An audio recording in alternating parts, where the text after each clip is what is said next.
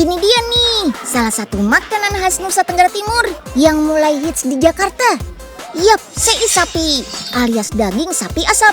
Makanan khas Kabupaten Rote, Dau ini sudah diolah dan dikemas secara modern loh. Jadi sudah bisa dinikmati di seluruh wilayah Indonesia.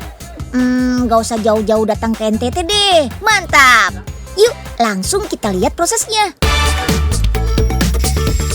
Sebelum diiris, daging sapi yang menjadi bahan sei harus dicuci biar bersih dari debu dan sisa darah. Agar tekstur daging tidak keras dan bumbu bisa meresap masuk ke dalam daging, selaput atau lapisan lemak harus kita bersihkan dari daging ya.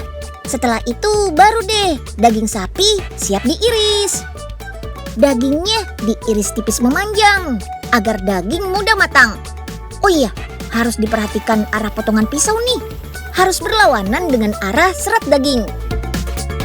Biasanya sih daging yang dipakai adalah bagian paha, bagian tenderloin, dan bagian sirloin. Bagian ini sama dengan bahan untuk membuat stik daging sapi. Kita lanjut dengan proses marinasi atau pemberian bumbu. Bumbunya nggak pakai ribet kok, cukup air dan garam saja. Aduk sampai merata ya. Oke, sekarang kita masuk ke bagian penirisan. Daging yang sudah dibumbui dimasukkan ke dalam kemasan, lalu diikat kuat. Terus digantung minimal selama 6 jam. Selain agar bumbu menyerap ke dalam daging, proses ini bertujuan untuk mengurangi kadar air dalam daging sehingga tekstur daging benar-benar kering.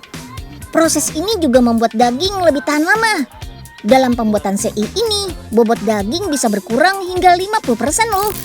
Nah, kita sudah mulai ke proses pengasapannya nih. Jarak antara daging dan titik panas jadi kunci dalam proses pembuatan sei ini.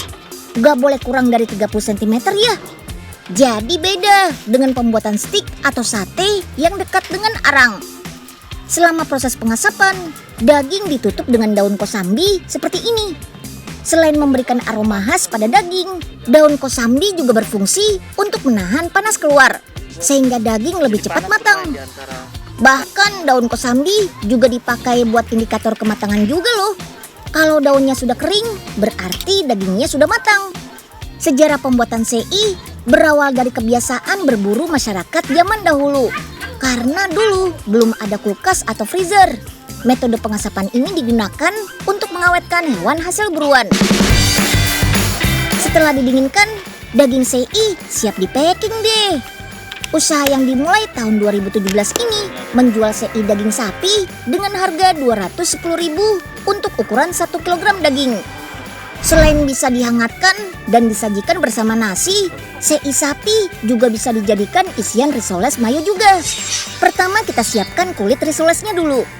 Gunakan api kecil ya, biar nggak gosong. Adonan kulitnya terbuat dari tepung, susu, dan air. Sekarang tinggal kita susun deh isiannya. Saus mayones jadi yang pertama nih. Baru deh kita tambahkan potongan telur, keju, dan bawang bombay. Kemudian tambahkan sei sapi yang sudah diiris tipis. Terakhir kita lumuri dengan saus custard. Tinggal kita lipat. Sebelum digoreng, kita baluri dulu risolesnya dengan putih telur dan tepung roti. Lalu goreng dengan minyak panas ya, sampai risoles berubah warna keemasan. Mantap! Gak perlu takut gemuk kalau mengkonsumsi daging sapi ya. Daging sapi justru punya kandungan senyawa asam linoleat yang bisa membantu menjaga berat tubuh ideal. Lebih bagus lagi kalau dipadukan dengan bahan lain yang bernutrisi, biar makin lengkap. Kayak risoles sei mayo unyil ini. Yuk habiskan!